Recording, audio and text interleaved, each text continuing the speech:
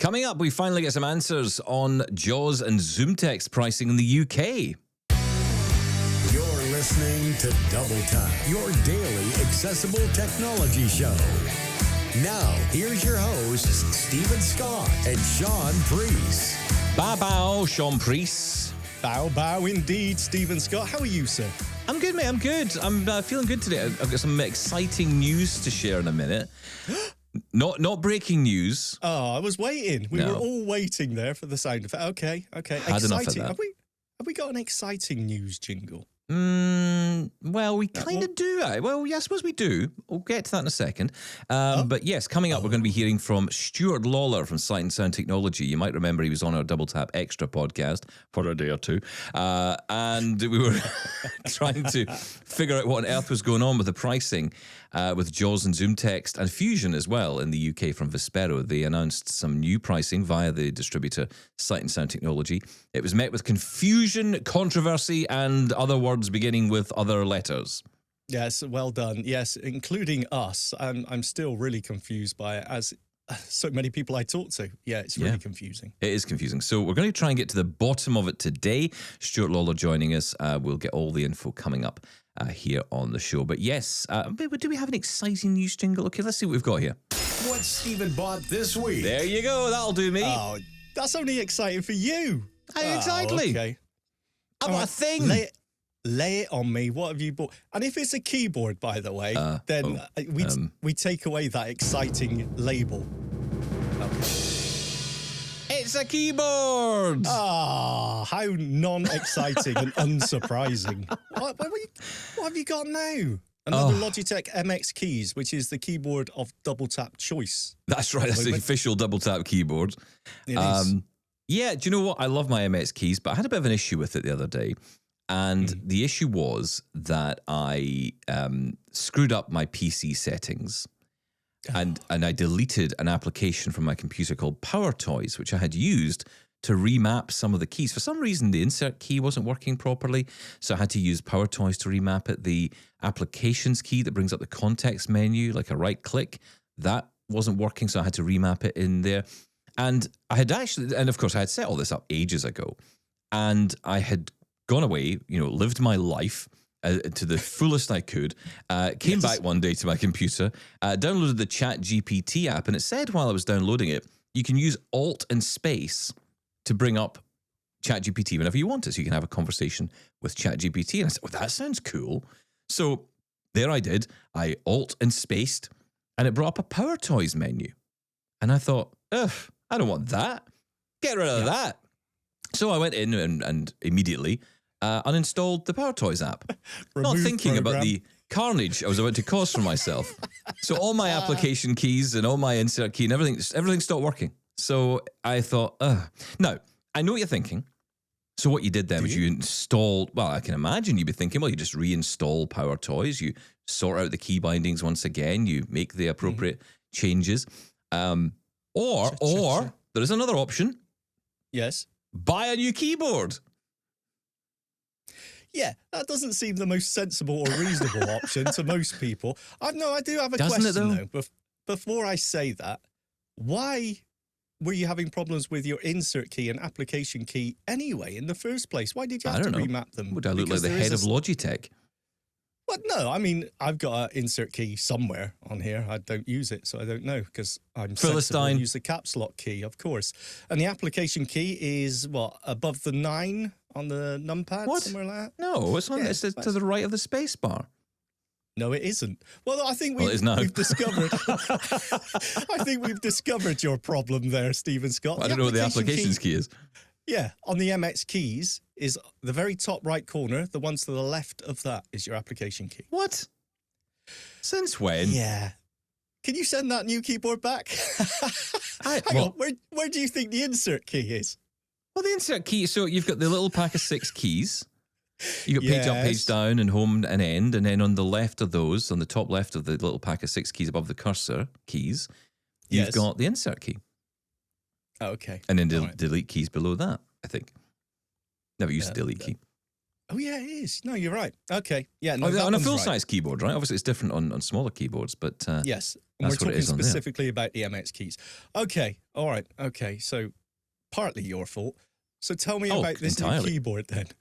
Entirely my fault. And, I'd been looking at this keyboard, I won't lie, and I was thinking, I quite fancy this. This sounds rather nice. Any excuse. And then I thought, I've got an excuse to buy it now because I've made a mistake. And it was great. So I was able to, this story is so ridiculous. It is, almost worth telling. But yes, this is the Keychron Q6 Max. It's got Max in it, so it means it's big. And it is big. Yes. Keychron Q6 Max. It is a full-size keyboard. It has, what I love about it? It's that traditional IBM style keyboard I was talking about the other day. That kind of, I think it's grey in design, so it even looks like the old keyboards back in the day. Don't ask me the colours, but the keys are white, and then the kind of surrounding keys are a different colour, kind of darker colour. So it's got that kind of traditional IBM look to it. It does come in different colours as well, by the way. If you don't like that, you can get a dark version of it as well, if you so desire. Good. But yeah, because that really matters, I know. So this thing arrives, and I actually was getting a little bit concerned about the postman who delivered it, because when I took the box off him, he was handing it over with both hands, and he gave it to me with both hands. And I'm thinking, okay, and I actually first thought, what is this thing? What is he giving me here? This cannot be the keyboard, because it was so heavy. So brought it up the stairs, took my time, brought it upstairs, opened the box. Yes, it was the keyboard. Sorry. Is this a washing machine or a keyboard? It's huge. Took your time. It is huge. It is very heavy. So opened it up, and yes, this is the heaviest keyboard I have ever had. This weighs in at 4.5 pounds. Okay. Now, what's that in real money? Well, I looked this up. I used ChatGPT to say, right, okay, give me some equivalents. What else would be around that weight? To give some kind of context to this, a 2-litre bottle of water is 4.5 pounds. That's the weight of this keyboard. That is quite heavy for a keyboard, I've got to say. It's heavier than a MacBook Pro 2019 model. Now, I've had some cheap keyboards, as no surprise. I've had some cheap keyboards in the past that are totally plastic and, not a great build quality, but they'd have a metal plate, bolted on the bottom to give them that heft. Is that the case here, or is it just solidly built? Solid aluminium all the way around. So it's a very heavy keyboard, very well built. It also has acoustic dampening foam inside. You got to have some of that. That helps you with the key, so you don't get as much noise. Your keyboard's got to overheat now. You have to wait for it to cool down. Honestly, it is unbelievable. This thing is built like a tank. I mean, I used to do what we used to call the toe test. If I drop it on my toes, how am I able to break? It would break my entire foot if I dropped this keyboard on there. You mean it's not a leg breaker? Oh, you lightweight. Not a leg breaker, no, but definitely a foot breaker. Wow, what an amazing tool to use. To review products. That's our gauge. That's the gauge. It's funny though, right? This is a desktop keyboard, right? This isn't something you want to carry in your backpack and take with you on the road, right? No, that's right. I mean, funnily enough, you can buy a case for it, which I found hilarious. Because who's taking this about, I mean, fine if you're putting it in a suitcase, maybe, but yeah. So what's it got? I mean, basically, in terms of the design, it is that traditional full-size keyboard. All the keys where you would expect them to be. But of course, it is, it's not that simple a keyboard. I mean, you can customize it to the nth degree. The customization part is a little bit challenging because it's not the most accessible with JAWS NVDA. Narrator gets closest to it when it comes to using it. Basically, it's a web configurator, right? So you have a website you go to, which is publicly available. You can go and look at it right now, but you need a keyboard for it to work. Keychron, what's it called? It's just gone out of my head. Keychron Configurator, I think it's called. And then when you go there, basically it presents the keyboard to you, connect to it, and then it will actually, let you go through every single key, and customize any key to any other key you want. So all the function row, you could change to whatever you want. You can adjust the function row settings. You can change. There's also at the right side of just to the right of the F12 key, there's a knob that you can use, which could be used for volume. You can even customize that. You can push the knob down to mute audio as well, which is kind of cool. I like that, actually. That's a really nice function. And then, of course, you've got all the other function keys that go alongside that. Well, Yes. whoa. When you say all the other function keys, are we talking about 24 function keys or just 12? 24. You mean double? Well, sometimes you have double row of function keys going all the way up to 24. Oh, right. I don't know about that. I mean, you've got you've got function row. You've got a function row that extends right away along the keyboard, so including right up to above the number pad as well. So you've got those keys. So you've got an additional 4 above the numpad, and additional 3 above the insert, the delete, the page up, page down, home and end. You've got an additional 3 on top of that as well. Are those actual function keys, or are yeah. You can make them whatever right. you want. You can have them anything you want at all. So you've got quite a lot of keys there, and there is of course a function button which allows you to add, I guess, more functionality to that if you wanted it to, because you can dual layer it if you wanted to. But it's really nice. I mean, as I say, the keyboard, in terms of the customization, I had to use Aira, and I want to talk a little bit about that in a minute. But used Aira. Not Aira, not at all. No. I mean, it was amazing. Not accessible. They were so good. I'd fixed my issues immediately. Like, for example, it has backlighting on it. I wanted that turned off right away. No need for it. Don't care about it. But it looks cool. I don't know if it does on it. Looks in. I think IBM keyboard with lights below it doesn't do it for me. Doesn't do it for me. So turn that stuff off straight away. Get all that off. It's battery powered. It is battery powered, but there are options as well. So you can cable it, and it does come with a really nice braided cable, the color of the device as well, which is quite nice. A little white braided cable, USB to USB-C, and with a USB-C to USB-A adapter, should you need it. So you've got an option there. An adapter. Love an adapter. And then also you've got the option for Bluetooth. If you connect via Bluetooth, you can connect to 3 different devices. Haven't quite figured out how to do all that yet. I'm doing it wired into one machine. So not really going down that road yet, but I am going to, because I'm keen to see how I can expand this.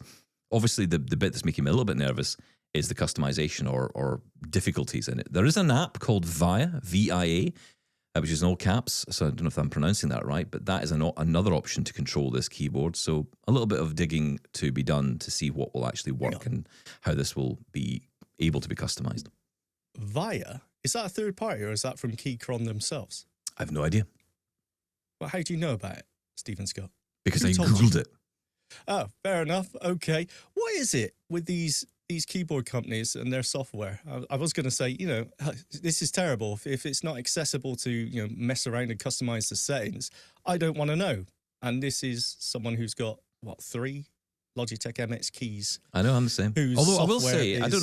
It's funny you say that, but digging around inside the Logitech software, you always say it's terrible. And you're right, it's not perfect by any stretch, but it's not inaccessible. You can get around it.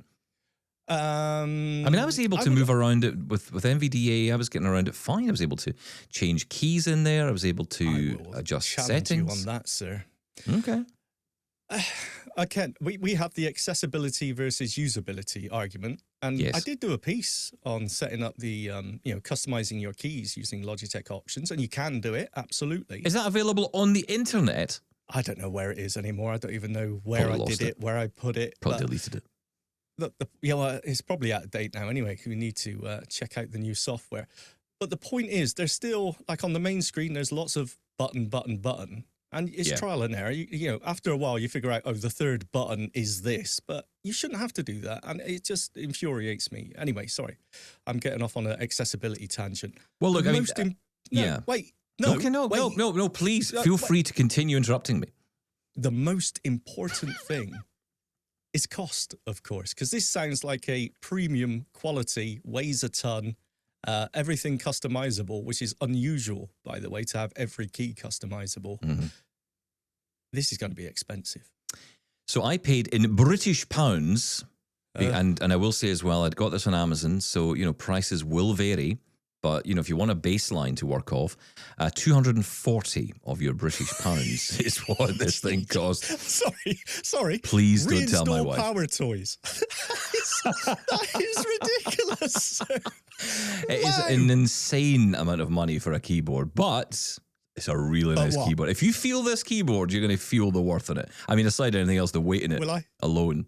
It's probably stuffed with dollars at the moment, I think.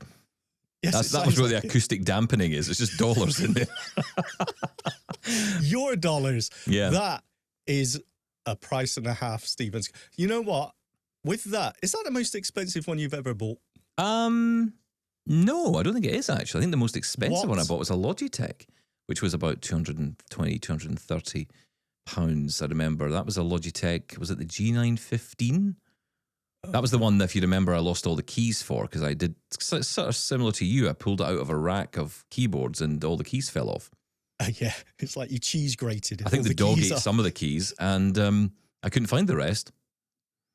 Well, you know what, sir? It's your thing. Everyone knows it's your thing. Keyboards are your fetish. It's fine. It's fine. If you could afford it, get it. I'm not going to judge you for it. That's an argument. But, you know, we'll... I don't think I can say I afford it, but, you know, I'm enjoying it. Let's put it that way. It's what credit cards are for. Exactly. That's right. Aren't they great?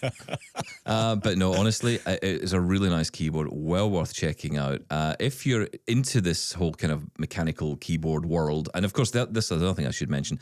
I got it with the red switches, and I chose those because just going on all the YouTube reviews I've been watching about this, they seem to be the clickiest, but not the most noisiest.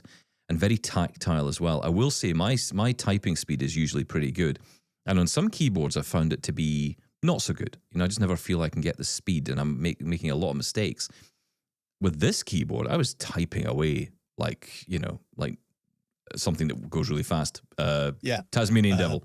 Well done. Don't think I think of. But, you know, really fast, and accuracy was there. And I thought, wow, this is really nice. Now, at that level, at that price, you would, of course, imagine that to be the case. Doesn't always mean it to be the case, though. I want it to type for me. Yeah, that's yes.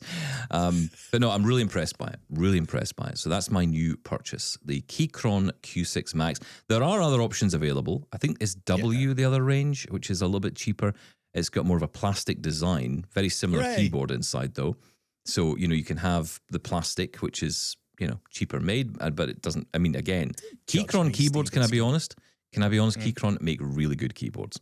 So, you know, I couldn't fault. I've had a couple of them, not as expensive as this, but they are very good, well made. I just wish the software was a little bit more accessible. I think I need to spend a bit more time with it, because really what you're doing when you're navigating around is you're just hearing keys. And so you're trying to work out, okay, what key am I pressing versus what key am I switching this key to? That's the bit that's not quite clear. You know, so you can find the Alt key, for example, and say, well, and I had to do this. That's what I wanted to do. I mean, the irony of all this was I still had to change the application key where I wanted it to be had to customize it. So I had to do the very thing that I would have had to do with the MX keys anyway. But I couldn't do it myself. I tried it, but I couldn't get it to work. And so that was when I got Aira involved, which is what I want to also mention, because Aira, you know, I just love the service. I really do. And what was great was I was able to connect to an agent. I used Remote Incident Manager to connect with them. In seconds, they were on with my computer. They were able to connect. I obviously was very clear on what I wanted them to do. They followed the instructions, and I think the call was completed in about a minute and a half. And I think, you know, when you've got that free 5-minute call every day, if you can, you know, find the thing you want to get done and get it done that way, then yeah, brilliant. Do it. I've got to say, how does that work? How do you connect onto your computer? I know you said Remote Incident Manager, but I mean, the actual process of starting a an Aira call for your desktop, where do you go? You go to a website, right? Yeah, so aira.io/desktop, and you'll find a link there. You can download the app on your phone, of course, the Aira Explorer app, or you can go to the web version of that app, essentially, and then you can sign in from there and make a call, and the call will be through your computer. Right. Okay. I must try this out. There's so many times when I would love that. Oh, Shaun, you'd be on it all the time. You would. It's so good. And once you've logged in, once you've signed in, you can save that bookmark and go back every time. You don't have to log in every single time. Once you've done it once, you just go back time and time again, and you just find the call button. My desktop. Yeah. Would be there. That's what I've done constantly. I must say, you know, we talk about Be My Eyes a lot, and you know, the great volunteers. I don't think I've had a bad experience really with a volunteer on Be My Eyes. But I had, when I was resetting the computer in here, whenever that was, I did find that, I will go to Aira, because if you get a volunteer, I don't expect them to know, can you look up this, or can you find out this, or can you do this? Because they're volunteering, right? They're fine for, hey, can you tell me if there's what's this I'm walking into, or whatever it may be. But there is a place for those trained agents and the volunteers. And, I did find that if I'm expecting a certain level of technical expertise, then I will call Aira. Because they, like you say, it's just so much quicker, right? Well, it is, yeah. The other thing to mention as well, through the Be My Eyes app on your phone, and this would be something that would be, again, amazing if they could build this into the desktop, you can contact Microsoft support and you can get through to them, and they can obviously help you and, again, take control of the computer to sort issues. And a lot of people always remind me of that when I talk about Aira. They say, look, if you've got a Windows problem, you can get that resolved. But, it's those kind of things where you're trying to just click on something and you can't do it. If I could just click on I know roughly, or I'm hearing button, but it's not doing anything. And there's another side to this, which, of course, I was asking them to turn off the backlighting. So I had to call them back to actually check that it worked, right? Because it's like, well, I don't know. Actually, I think it's worked, but I don't know.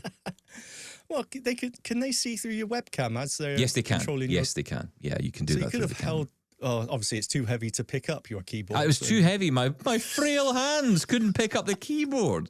Once I put it on the desk, I thought that's never moving again. It was the thud I loved when it fell on the desk. I was like, oh, this is good. It's good to know that this service is available, I've got to say. I've heard lots of people using the Aira desktop, and I don't think anyone's got a bad word to say. Until AI agent start taking over and clicking our buttons, Aira's the way to go. Yeah, something about human though, right? Just having a human there you can talk to. Oh, absolutely. Don't get me wrong. I think we're going to get to a stage where that may change, where we are going to be happy to speak to robots, but we're not there yet. We're not there yet. It's all about trust. Yes, it is. And I've got to say, on the subject of AI, I just discovered something this very morn, sir. Here, sorry, this is going to get a little bit UK, but here in the UK, we now have the detailed description option in the Meta AI for your Ray-Bans. Do we? I don't know when this came in. I was just, toodling about this morning on there. And under accessibility, under device settings. Breaking Thank news. You. Sorry, a bit of a delay on that. I don't know why that took so long, but there we go. It's your keyboard. It's terrible.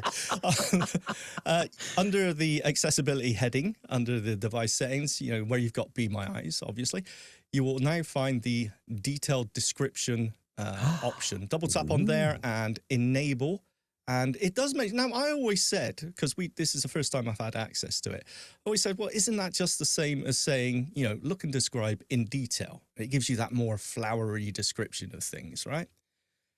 According to the little blurb before you enable it, it says actually it does a little bit more than that. It's more tailored directly towards us, because it mentions it will give you the location of doors, doorways, and things that are important to you. And when I tried it out this morning, it did say the door is on your left, this is on your right, which was actually correct for once. It usually gets left and right wrong. But more importantly, when I was out with the dog and I said, describe what's in front of me. And it said, da-da-da, it's a sidewalk with this and that. There are no obstacles in your way. And I thought, ooh, now that's quite nice. Now, did you go, ooh, like that, just like that? I went, ooh, Ryan, that's quite nice. No, before it wouldn't even, but it's giving me that information without me asking. Yeah. It's that, again, focused towards the blind and visually impaired. That's what I want to know. Am I about to walk into something? Now, I don't know how practical that is, but this is my first go with it. But yeah, I would definitely recommend, if you haven't tried it yet, give it a go. Meta AI app, go to device settings, go down to the accessibility heading and swipe down and you will find detailed descriptions. Turn it on, give it a go. If that's in the UK, it'll be in Canada as well then, which is wonderful if that's the case. Yes. It must be. Yes, it should be virtually everywhere by now, yeah. That is brilliant. Okay, looking forward to testing that. I absolutely will go check that out later. That is me. I have something to do on my Monday afternoon. Looking forward to that. Right, let's get a couple of emails in before we go. We get email. But we're not going anywhere. We get your email every day. Yeah, I don't know why I said that. Ding dong. Here's your mail today. Yeah, we're not going anywhere, but we're going to be bringing in Stuart Lawler from Sight and Sound Technology to talk about this whole JAWS situation. That coming up. But first, let us go to our email inbox. Hello, Stephen, Shaun, Laura, and the entire Double Tap Consortium. I'd like to jump in on the fun and frivolity regarding prosthetic eyes. I have a pair of them. I've had them for 9 years, so I haven't had them nearly as long as others. And so I don't have the wisdom, age, and most of all, maturity as a lot of other people when it comes to them. Mine are clamshells. They fit over what remains of my eyes.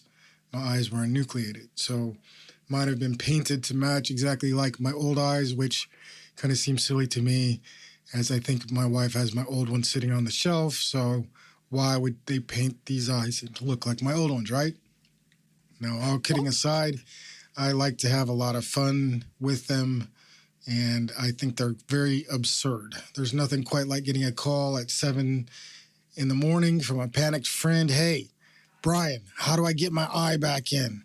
My kids are crying, my husband's freaked out, and I don't remember how to do it. So I told her, well, it's kind of like kids, just keep pushing. Eventually, it'll go back in. A couple of things that I wanted to share, a couple of stories.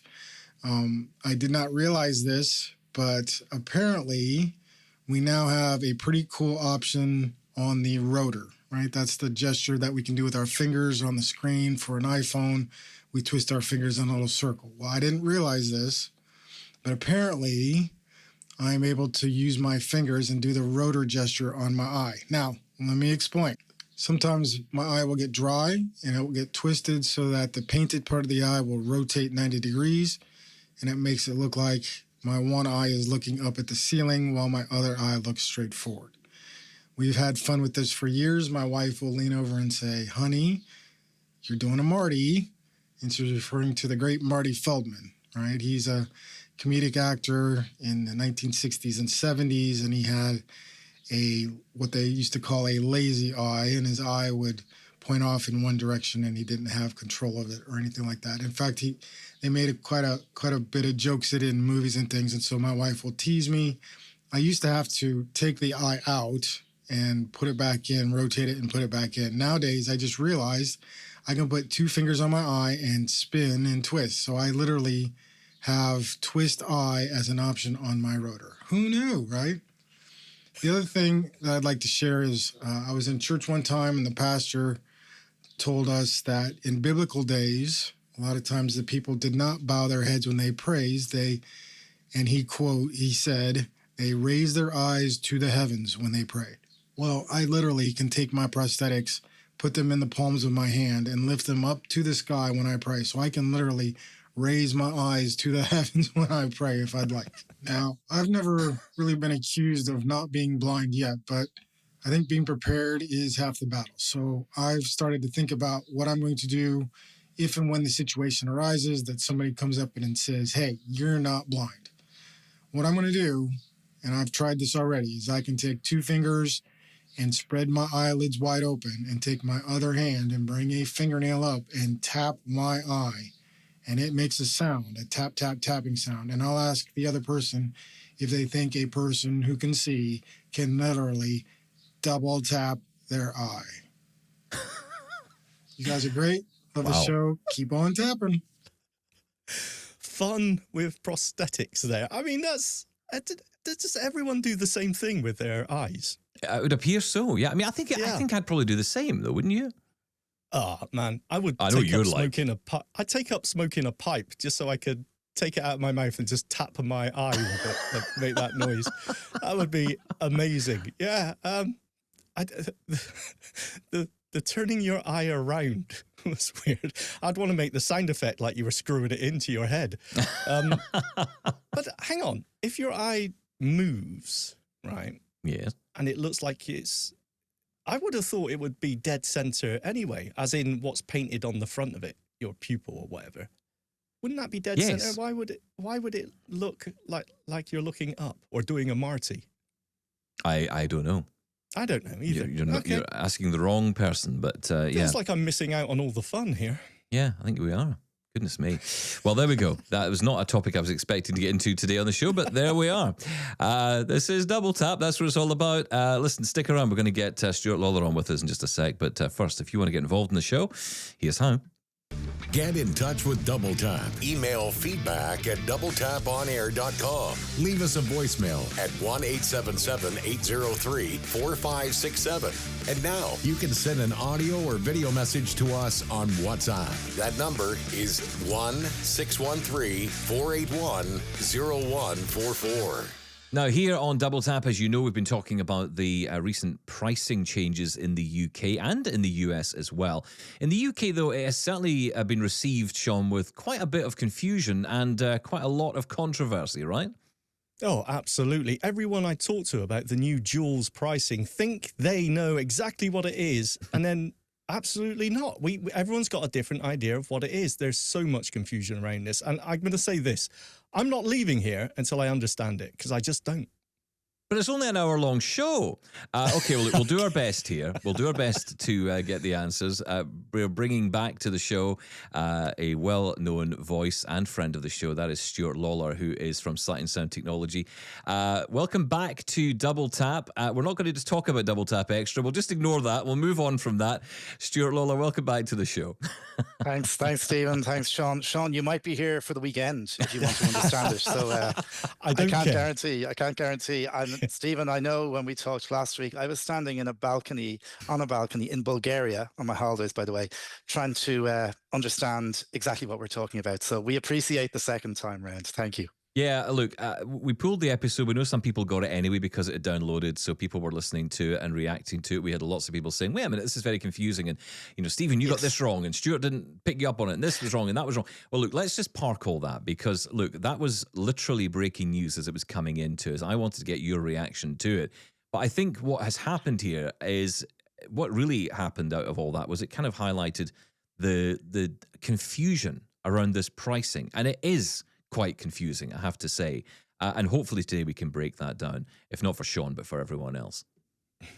Yeah, and I would also say that the last week, Stephen, has given us, I think, a chance to reflect a little with Sight and Sound, whilst we've been listening to feedback from our customers who are, understandably quite confused and concerned, and we're in turn trying to feed that back to the US as well. So I think we're all grappling together, and let's see, can we make it a little bit clearer for everybody on the show? Yeah, so before we get into that, I know, Shaun, you've got a lot of questions because you weren't on that interview with us that morning, but I do want to lay out the gauntlet here. You don't control this pricing at Sight and Sound Technology, right? As a distributor, are you told the pricing? Are you told this is what you need to sell this product for? You have no control over that, right? So we would discuss with all our distributors, with all the people on whose behalf we sell, all the companies on whose behalf we sell, we would work out pricing. There is recommended retail pricing that the manufacturers will set per product. In the case of JAWS, Fusion, and ZoomText, with the changes that we're now seeing, there was a discussion that went on over the last few months. We were asked to give a price. Vispero came up with a price, but ultimately the price is set by the manufacturer. Okay, so should we just jump straight into it? Because my question, well, it's not as straightforward as I'm going to make it sound. How much is it for me if I'm at home and I want to use JAWS on my home PC? How much am I going to pay? Okay, so if you've never, and I think this is where, hate to complicate it for you further, Shaun, if you've never had a JAWS license, then you would be purchasing, or you would be advised to purchase a subscription. So new JAWS licenses are moving towards a subscription model. And there are three types, there are three tiers, or three types of subscription. The first one runs for a year, the second one for 2 years, and the third one for 3 years. So to give you a sense of that, you'll pay £420 for a year's subscription.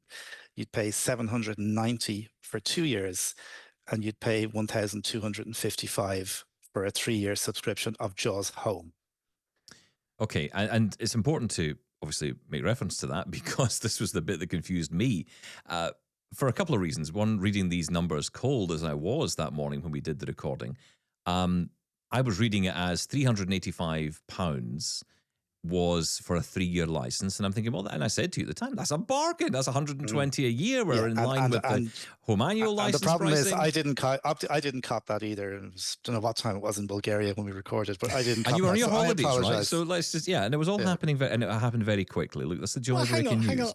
Hang on, guys. I don't think you have to be quite as defensive because this was the information that was released, and I think it is just confusing. I think the conclusions were perfectly valid.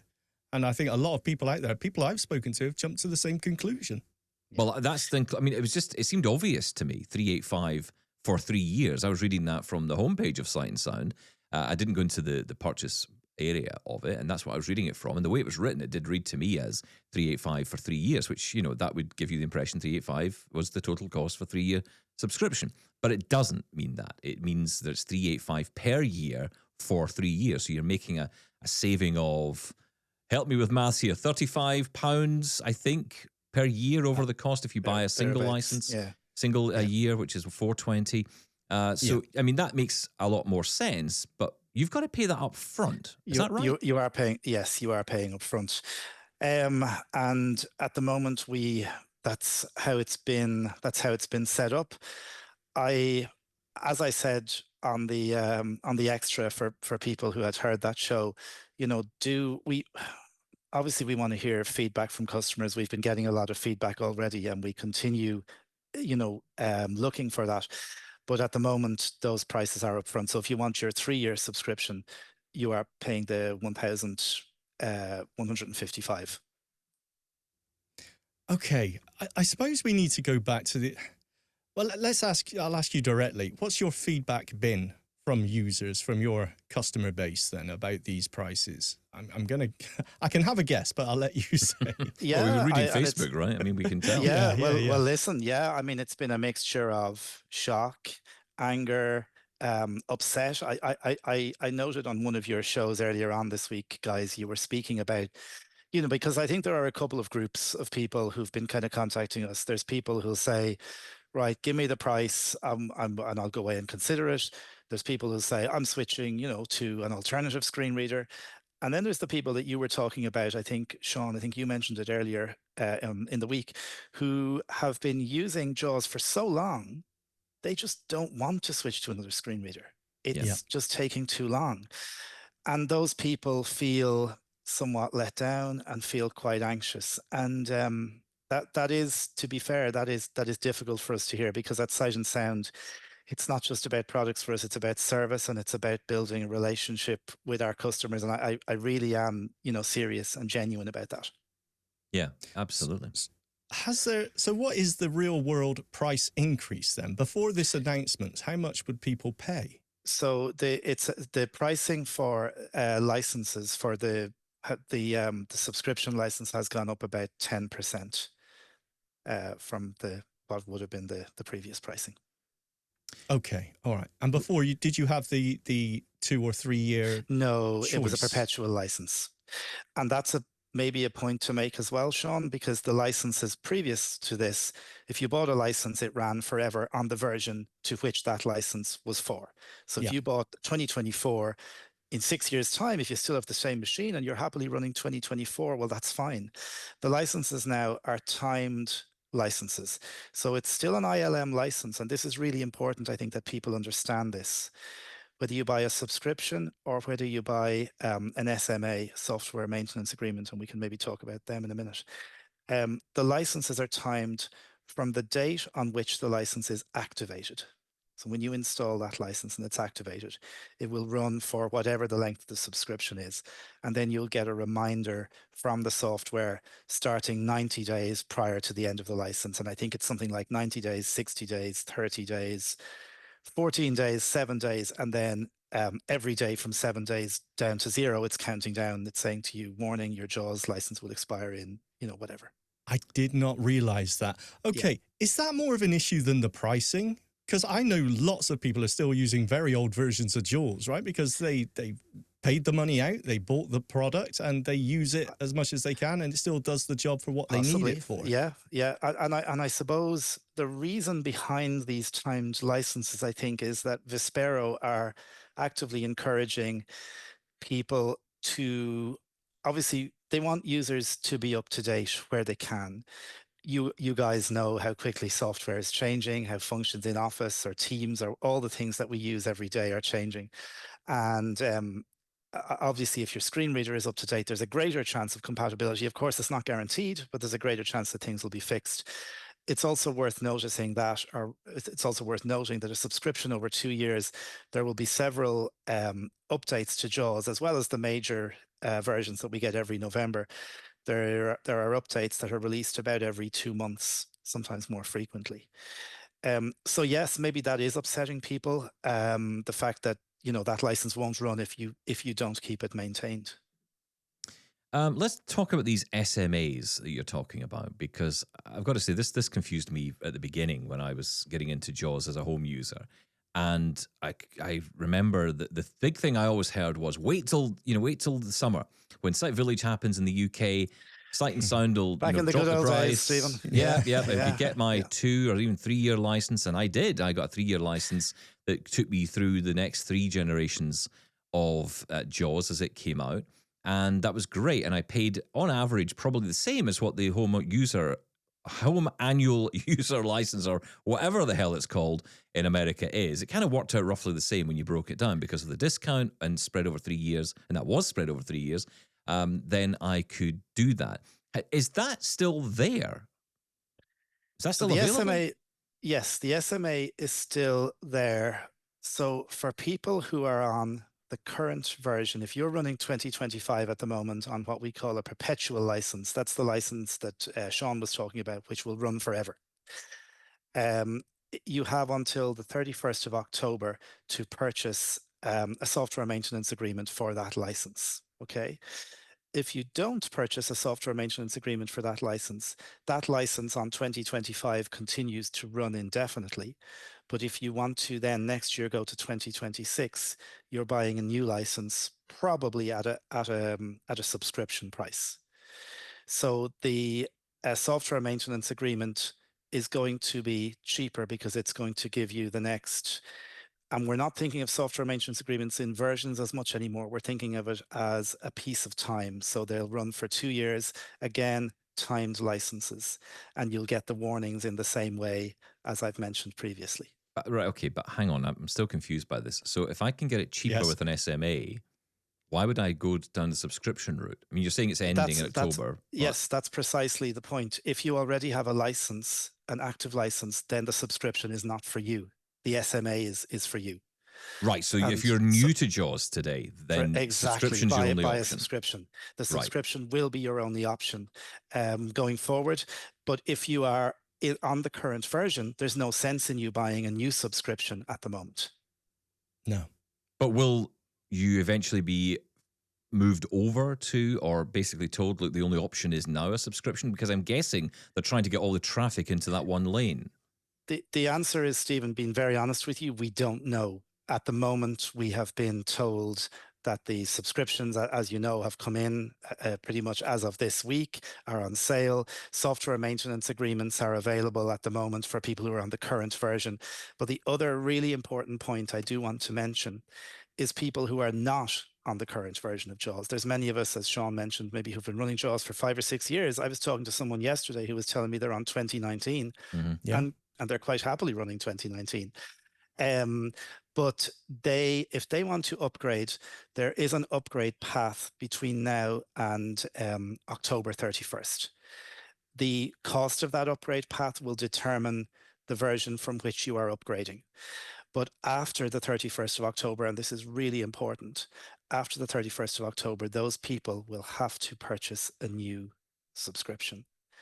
And we don't want people to have to do that because it's probably going to be cheaper, especially if you're only upgrading 2 or 3 steps back to do the upgrade. So think about that between now and the 31st of October. That doesn't sit well with me, I must be honest. Yeah. I totally understand. This is almost a transitional period as we move over to this new subscription pricing scheme, right? Yes, and I understand. Look, we all know people who are running versions of software that are older, and they just can't, they can't afford to upgrade or whatever. Exactly. And we're aware of that, and that's why the 31st of October, and it's not too far away.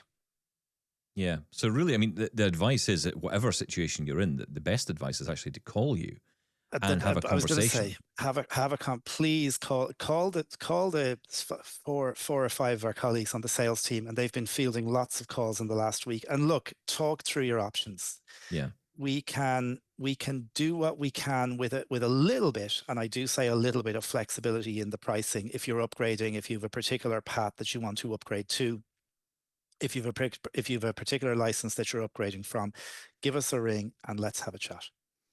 Okay.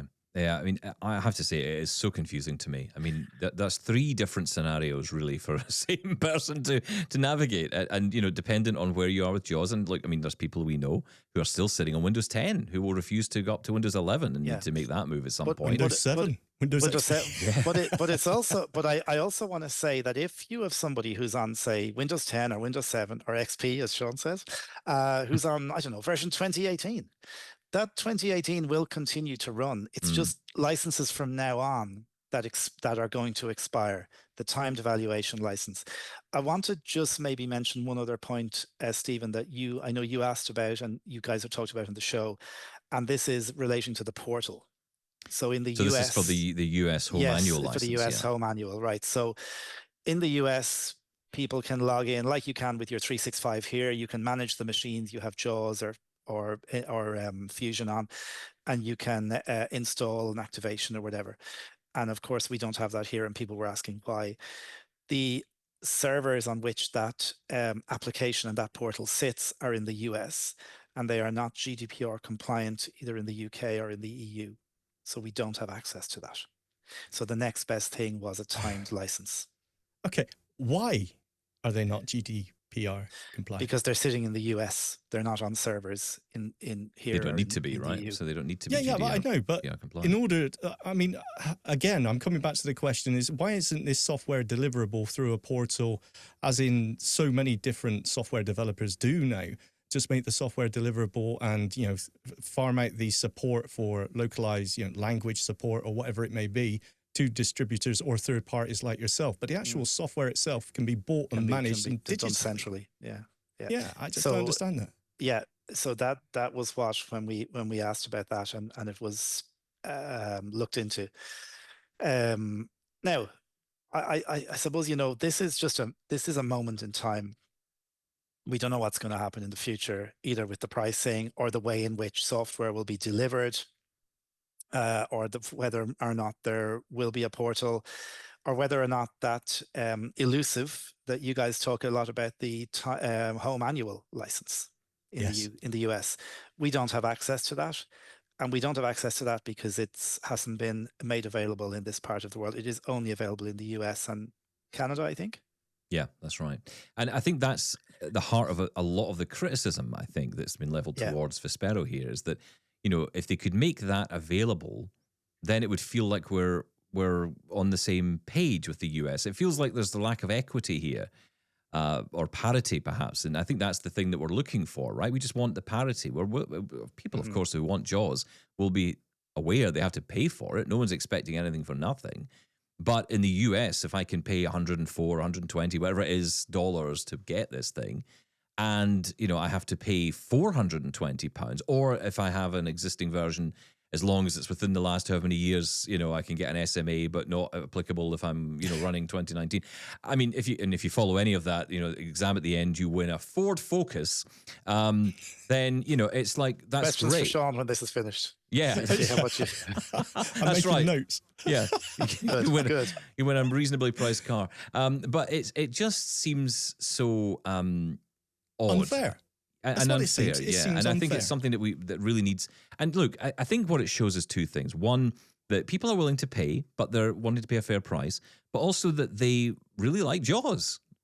People are annoyed because they want access to this at home. Absolutely, people have become energized about this, and as you say, want access. So yeah, I think this, as you say, this is, to use that awful phrase, we are where we are at this moment. We are talking to our colleagues in the US quite a lot, and they're taking the feedback that is coming from this side of the world. So who knows what's going to happen? Yeah, well, we all we can do really is wait to see what they come up with next and what they come up back with. I think that there must be some kind of rethinking going on here from Vispero's end on this. There needs to be, I think, to rethink how this is laid out. And yeah, we'll see if that happens. I think they need. I think they need to think about opening up the whole manual license to countries outside the UK, outside the US. Get rid of it in the US as well, so we got nothing to complain about. That doesn't seem like the fairest way to do it, but I see your point. I do take your point, because then other people lose. Now, that's not really my thinking, right? But who knows? It's up to them. I don't know. I don't know. Yeah. But look, yes, no, please, just again to just re-emphasize the point, Stephen and Shaun, please, people, we do appreciate people calling in, letting us know where you are in your JAWS journey, and our team will do their very best to help you. Shaun, do you feel you got the answers? Can you leave the studio now? Yeah, can you? I think so. Yeah, it's a lot clearer, I've got to say. It still takes some thinking about what version you're on and which is the best route. But yeah, it does make more sense now. Thank you so much, Stuart. You're welcome, Shaun. And thank you, Stephen. And it's always good to chat to you guys. And of course, the best advice is contact Sight and Sound Technology, right? Please. Yes. Yeah. Stuart, thank you so much for coming on today and, updating us the best you can. Thanks, guys. Appreciate it. Thanks, Stuart. Such an interesting conversation, but then also quite a difficult conversation in the way that, once we've realized the reality, now we have to realize the cost. It's like now we're realizing, okay, right, we've got past the confusion of how this is laid out. Now we're looking at those prices and going, oh, okay. So yeah, we shall see. As Stuart says, there's really no more he can say, right? I mean, their hands are tied. No, and look, it's still. I mean, Stuart did a great job of clearing that up. Yeah. But, as we said, give them a call. If you honestly don't know, give them a call sooner than later, especially at the end of October if you're using a previous version. Give them a call and just let them know your situation and you'll find out the price. I think for me, the big thing is that, we can debate about the subscription, a year, 2 year, 3 year, not, losing the perpetual license. We can talk about that. But I think for me, it's the money up front. That there needs to be an easier way. We're talking around, what is it, about 40, let's say £35 a month for the 1 year subscription, something like that, a bit more. If you're a JAWS user, you just need to decide, is it worth it? That's right. And, I see a lot of people who are, interested all of a sudden in NVDA, people who are, never that keen on it before, or wary of moving over, or nervous about moving over, are looking into the options now. Well, there's other options out there, but more than that, okay, I love JAWS. Let me sign up for 3 years. Let me pay month by month. I haven't got, 1,200 or 1,100 quid to throw out all at once. There needs to be more options, I think. Listen, on the subject of controversy, we do like it here at Double Tap, and we seem to end up in it more often than not. But yeah, we have, I should say, published an episode on the Double Tap Extra feed, which you should go check out. Ken Scott and his views on Braille and literacy. Talk about controversial. Well, he's saying what he wants to say. Go check it out on the Double Tap Extra feed, which is on podcast only. You can find it wherever you get your podcasts. Just search for Double Tap Extra. Here on Double Tap, though, we're looking forward this week to Made by Google. Their event is coming up this week. We're going to see what is coming from Google. In particular, we're likely to see the Pixel devices. But will we see a new smart speaker? I think this might be the hidden gem.